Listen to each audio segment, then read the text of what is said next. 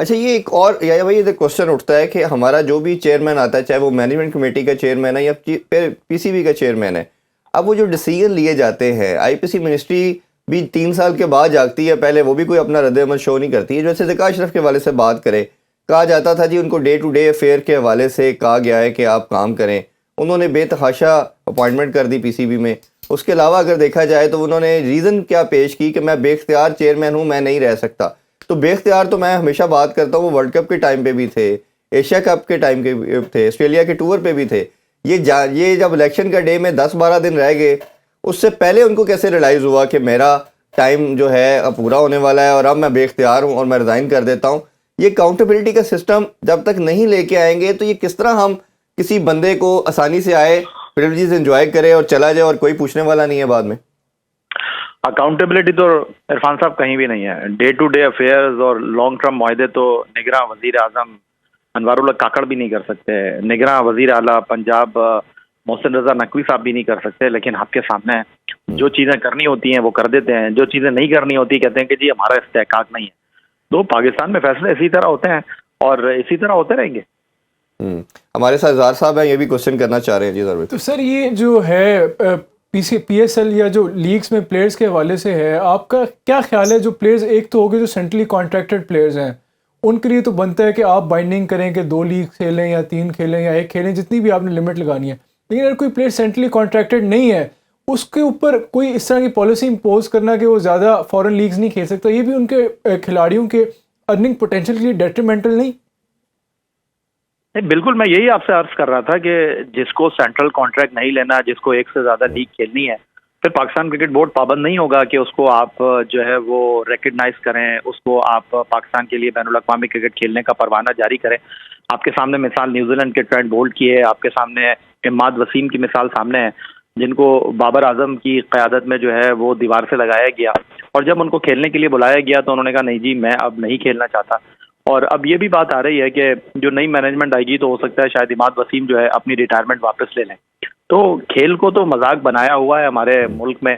और आपने देखा कि 2023 वर्ल्ड कप में जो हमारी नाकामी थी उसकी बुनियादी वजह लीग क्रिकेट ही थी। एक लड़का श्रीलंका में लीग खेल रहा है, कभी वो कनाडा में खेल रहा है, कभी अमेरिका में खेल रहा है, और जब मुल्क से खेलने की बात आई तो आप थक चुके थे। तो ये क्रिकेट बोर्ड ने जो चौधरी ज़का अशरफ का था, उन्होंने इसी चीज़ को मद्देनजर रखते हुए उन्होंने कहा कि पिछली क्रिकेट बोर्ड ने जो है वो वर्ल्ड कप से पहले माहिदे किए थे, लेकिन अब हमारे पास ये मामला है कि हम 2020 अमेरिका वेस्ट इंडीज में जो वर्ल्ड कप हो रहा है उससे पहले खिलाड़ियों की एयर टाइट करें।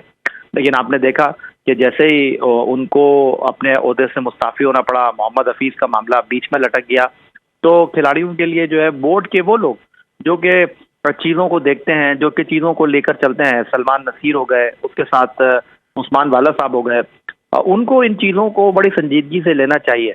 और बिल्कुल कवायद और जवाबित जो है वो सबके लिए एक होने चाहिए। अगर हारिस को आप बांग्लादेश का एनओसी नहीं दे रहे तो आजम खान को मैं फिर सवाल यही करूंगा कि साल में 2 लीग से ज्यादा कैसे?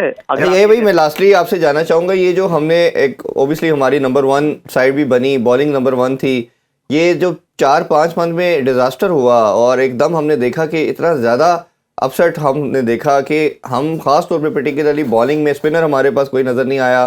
Fast bowler Haris number 1 bowler थे, शाहीन जितने ज़्यादा रन्स कंसीड किए, हर फॉर्मेट में पाकिस्तान को शिकस्त हुई। आप बुनियादी तौर पे क्या रीज़न समझते हैं जिसकी वजह से कि ये इतना बड़ा एकदम डिजास्टर बैटिंग बॉलिंग और इवन फील्डिंग तो चले हमारी पहले ही बुरी थी, क्या आपकी नज़र में रीज़न है? देखिए इरफान, ऑस्ट्रेलिया के दौरे में तो हम बिल्कुल जीत के दहाने पर पहुंचकर जो है वो शिकस्त के गड़े में गिर गए। मेलबर्न और सिडनी इसकी बुनियादी मिसालें आपके सामने मौजूद हैं।